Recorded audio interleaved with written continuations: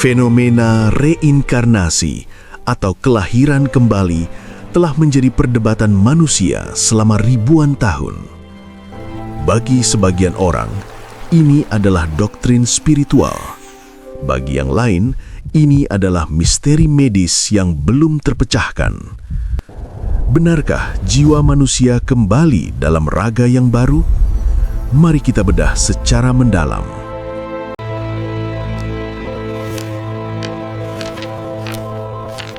Salah satu kekuatan utama dalam penelitian reinkarnasi seperti yang dilakukan oleh Dr. Ian Stevenson dari Universitas Virginia adalah proses verifikasi yang ketat. Dalam banyak kasus, peneliti berhasil memverifikasi bahwa orang yang dideskripsikan oleh anak tersebut memang benar-benar ada.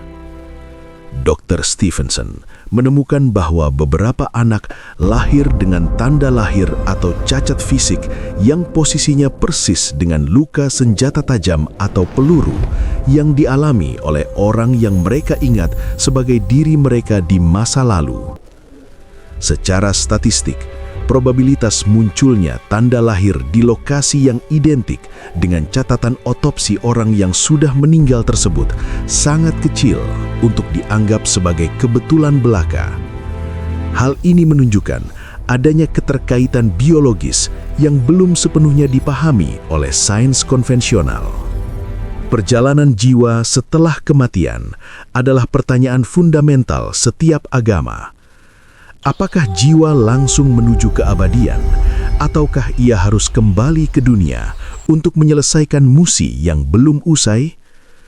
Berikut adalah bedah pandangan keagamaan mengenai reinkarnasi. Dalam ajaran Hindu, Atman bersifat kekal. Ia berpindah-pindah raga melalui proses samsara.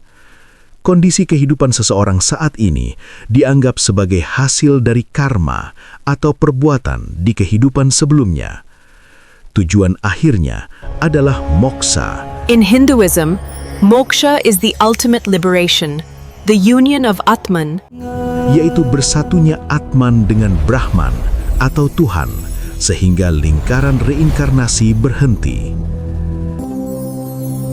Kitab Bhagavad Gita menjelaskan bahwa sebagaimana manusia menanggalkan pakaian lama dan mengenakan yang baru, Atman juga menanggalkan tubuh yang lama dan mengenakan tubuh yang baru.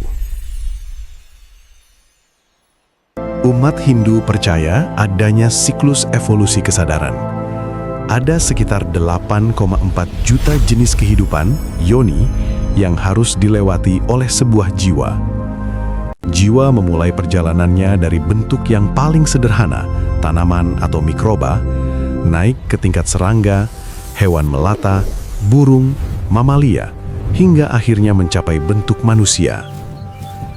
Kelahiran sebagai manusia dianggap sangat istimewa karena hanya manusialah yang memiliki budi intelektual untuk membedakan yang baik dan buruk, serta kemampuan untuk membebaskan diri dari reinkarnasi, moksha.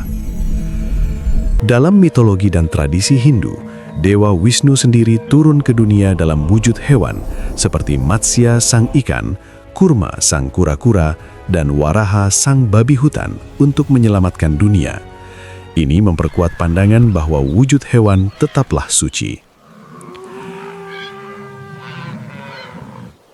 Seperti sapi dalam Hinduisme, sapi sangat dihormati, bukan karena ia Tuhan, tetapi karena dianggap sebagai ibu yang memberi kehidupan dan simbol dari semua makhluk hidup.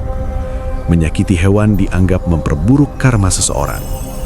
Untuk menghindari reinkarnasi menjadi hewan atau bahkan untuk memutus siklus kelahiran kembali secara keseluruhan, mencapai moksha, ajaran Hindu memberikan beberapa jalan utama yang fokus pada penyucian kesadaran. Pertama, menjalankan dharma atau kewajiban moral. Kedua, mengendalikan insting hewani. Ketiga, mempraktikkan ahimsa atau tanpa kekerasan. Keempat, berfokus pada Tuhan, bhakti yoga. Terakhir, pencapaian kesadaran tertinggi, moksha.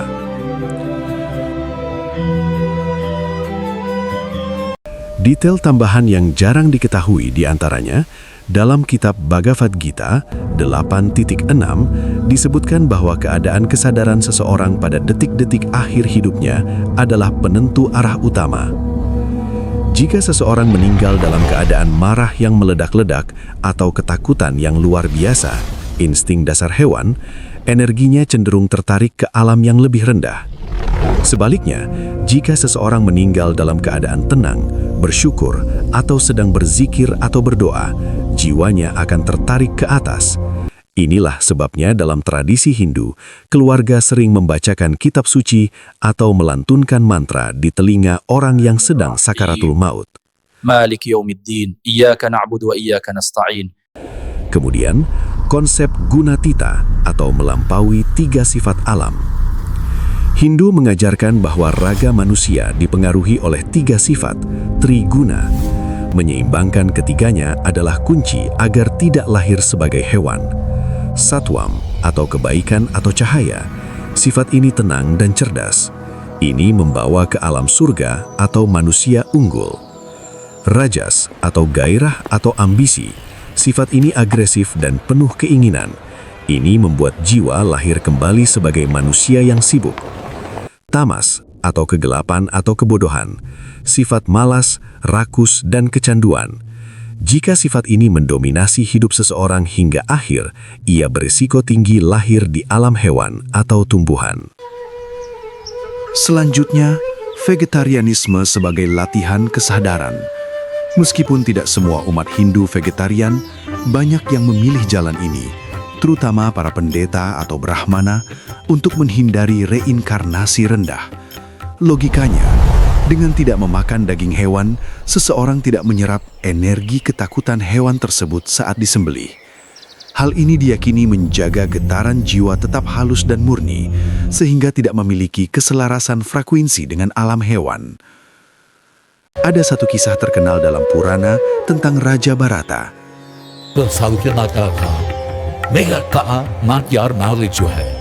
Meskipun ia adalah raja yang sangat bijaksana, di akhir hayatnya ia menjadi sangat terikat atau sayang berlebihan pada seekor anak rusa.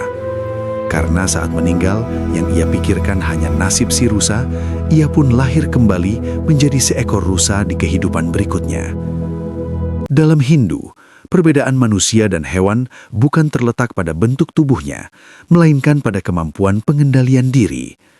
Selama Anda mampu mengendalikan amarah, nafsu, dan kebodohan, maka jiwa Anda tidak akan memiliki magnet untuk tertarik ke tubuh hewan. Sedikit berbeda dengan Hindu, Buddha tidak mengenal konsep jiwa yang kekal atau anatta. Yang berpindah bukanlah jiwa, melainkan arus kesadaran yang membawa benih karma. Reinkarnasi adalah proses pembelajaran hingga seseorang mencapai nirvana, keadaan bebas dari penderitaan dan kelahiran kembali. Secara umum, agama Islam, Kristen, dan Katolik menolak konsep reinkarnasi dan memegang teguh konsep linearitas kehidupan, yaitu hidup satu kali. Dalam ajaran Islam, reinkarnasi dianggap bertentangan dengan konsep hari kebangkitan, Yaum al-Qiyamah. Al-Quran menjelaskan bahwa setelah kematian, manusia berada di alam barzah atau alam kubur hingga hari pembalasan. Manusia hanya hidup sekali di dunia, kemudian di akhirat akan menerima balasan berupa surga atau neraka. Dalam ajaran Kristen dan Katolik, Alkitab mengajarkan bahwa manusia ditetapkan untuk mati hanya satu kali saja dan sesudah itu dihakimi. Ibrani 9 ayat 27. Konsep ini menekankan pentingnya penebusan dan rahmat Tuhan dalam satu masa hidup yang diberikan. Tidak ada kesempatan kedua melalui raga yang berbeda. Terdapat beberapa aliran kecil atau pemikiran mistis dalam sejarah agama yang sempat mendiskusikan konsep serupa. Drus dan Alawite, dua komunitas etno-religius minoritas di Timur Tengah, terutama di Suriah, Libanon, dan Israel, memiliki kepercayaan yang mirip dengan reinkarnasi sebagai bentuk pensucian jiwa. Kaum mistisisme Yahudi mengenal konsep Gilgul Neshamot, yaitu keyakinan bahwa jiwa mungkin perlu kembali ke dunia untuk menyempurnakan tugas atau perintah Tuhan, mitzvot, yang belum tuntas. Namun, bagaimana menurut sains soal reinkarnasi? Ada ataukah tidak? Secara saintifik, reinkarnasi tidak diklasifikasikan sebagai fakta, melainkan sebagai fenomena yang berada di ranah pseudosains atau sains semu, atau anomali yang belum terjelaskan. Dua peneliti dari University of Virginia, Dr. Ian Stevenson dan Dr. Jim Tucker, This is quite a remarkable discovery. Indeed, the implications are profound. ini adalah yang paling sering dikutip dalam diskusi sains soal reinkarnasi. Mereka mengumpulkan ribuan data anak-anak yang memiliki ingatan masa lalu yang akurat. Meskipun data mereka sangat banyak dan sulit dijelaskan, komunitas ilmiah menganggap ini sebagai bukti anekdot, bukan bukti laboratorium. Para kritikus berpendapat ada kemungkinan kriptomnesia, yaitu ingatan bawah sadar yang diperoleh dari percakapan atau televisi yang kemudian dianggap sebagai ingatan pribadi. Salah satu argumen skeptis yang paling populer dalam sains adalah jumlah populasi. Logikanya, jika jiwa direinkarnasi secara terus-menerus, mengapa populasi manusia terus bertambah secara drastis dari jutaan menjadi miliaran? Dari mana datangnya jiwa-jiwa baru tersebut jika reinkarnasi adalah siklus yang tertutup? Meskipun agama Hindu atau Buddha menjawab ini dengan reinkarnasi dari hewan atau alam lain, sains melihat pertumbuhan populasi murni sebagai hasil dari evolusi dan biologi. Sains tidak secara mutlak mengatakan reinkarnasi itu mustahil, namun sains menyatakan bahwa tidak ada bukti objektif yang cukup kuat untuk memverifikasinya. Hingga saat ini, reinkarnasi tetap menjadi wilayah kepercayaan atau faith dan filsafat, bukan bagian dari ilmu pengetahuan alam. Sains memandang laporan-laporan tentang reinkarnasi sebagai misteri psikologis atau sosiologis yang menarik untuk diteliti, tetapi belum bisa diterima sebagai kebenaran biologis. Mengungkap apakah reinkarnasi adalah sebuah fakta atau sekadar mitos membawa kita pada kesimpulan yang berlapis. Fenomena ini tidak bisa dijawab dengan satu kata ya atau tidak yang sederhana, karena ia berdiri di ambang batas antara apa yang bisa kita ukur dan apa yang kita yakini. Kemarin saya lihat ada bayangan besar sekali di langit.